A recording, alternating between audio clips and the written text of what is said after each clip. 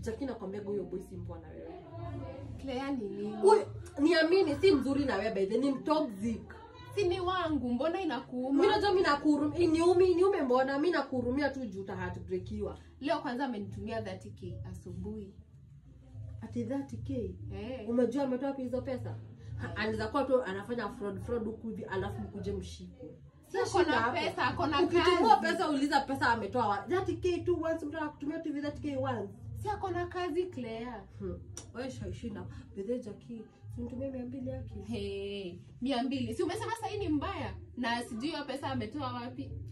Hiyo yenye ujui mali ametoa ndio unataka imagine ni birthday ya chali yangu na akina hana doa lakini nilikuwa nataka tu at least ni mbaye kama ni chelo cha kuku at least ni mnuni.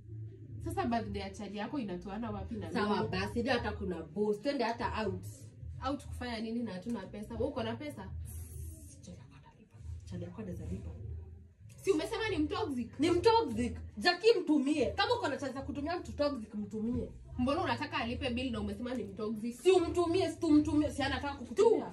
Hapana, mimi akinitumia pesa ni mimi ametumia. Wewe sasa unaingilia wapi hapo? Jackie sasa uta heartbreakiwa. Mimi na chali yangu tutakuwa tu hapo.